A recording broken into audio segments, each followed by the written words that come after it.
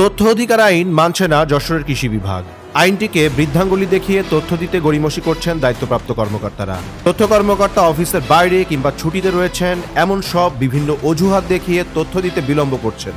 তথ্য অধিকার আইন অনুযায়ী আবেদন করলেও আইনে উল্লেখিত সময়ের মধ্যে তথ্য দিতে আগ্রহ দেখাচ্ছে না সরকারি এই দপ্তরটি। নাম প্রকাশে অনিচ্ছুক একটি সূত্র জানিয়েছে, বিগত দিনের ও সাম্প্রতিক সময়ে ঘটে যাওয়া অনিয়ম ও দুর্নীতি ঢাকতে তথ্য সরবরাহে এমন অনীহা মূলত কৃষি সম্প্রসারণ অধিদপ্তরের যশোর অঞ্চলের অতিরিক্ত পরিচালকের পদ থেকে সদ্য অবসরে যাওয়া কর্মকর্তা আসগর আলীর বদলি বাণিজ্যের ঘটনা ঢাকতে এমনটি করা হচ্ছে।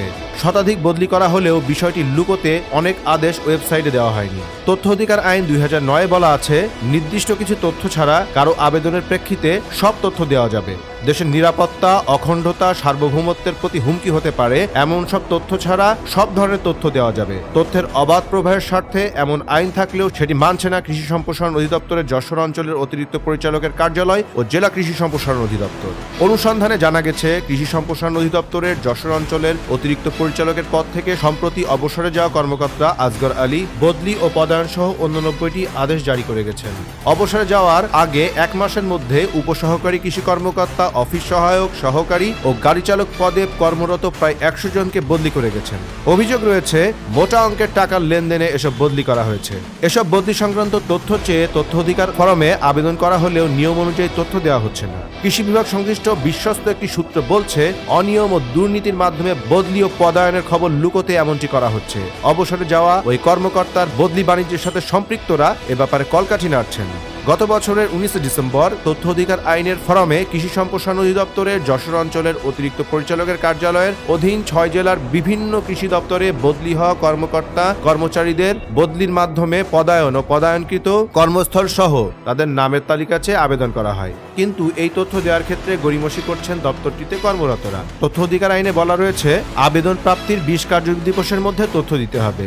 আইনে আরও উল্লেখ রয়েছে, দায়িত্বপ্রাপ্ত কর্মকর্তা কোনো কারণে তথ্য প্রদানে অপারগ হলে অপারগতার কারণ উল্লেখ করে আবেদন প্রাপ্তির 10 কার্যদিবসের মধ্যে অনুরোধকারীকে অবহিত করবেন। আইনের সব দিক ও সময় বিবেচনায় নিয়ে আবেদন দাখিলের পর 7 জানুয়ারি কৃষি সম্প্রসারণ অধিদপ্তরের যশোর অঞ্চলের অতিরিক্ত পরিচালকের কার্যালয়ের তথ্য কর্মকর্তা উদ্যান বিশেষজ্ঞ ফয়েজউদ্দিন আহমেদকে ফোন করা হলে তিনি বলেন, 4 মাস আগে তিনি ঢাকায় বদলি হয়ে গেছেন।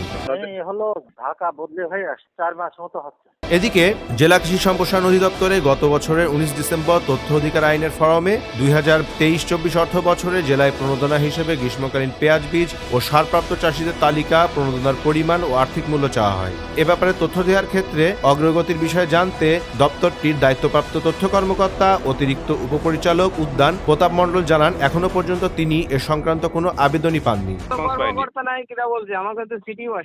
এ ব্যাপারে কৃষি সম্প্রসারণ অধিদপ্তরের যশোর অঞ্চলের ভারপ্রাপ্ত অতিরিক্ত পরিচালক ও কৃষি সম্প্রসারণ অধিদপ্তরের জেলা কার্যালয়ের উপপরিচালক ডক্টর মোশাররফ হোসেন বলেন, কি তথ্য চাওয়া হয়েছিল, কেন এখনো পাননি ও এ সংক্রান্ত ব্যাপারে আবেদনকারীকে কেন অবহিত করা হয়নি সেটি খোঁজ নিয়ে দেখবেন। আমি এটা দেখবো যে আপনি কি তথ্য চেয়েছিলেন, কেন পাননি বা আপনাকে অবহিত করা হয়নি, আমি এটা জেনে আপনাকে জানাই। সালমান হাসান, রাজীব, দৈনিক রানা।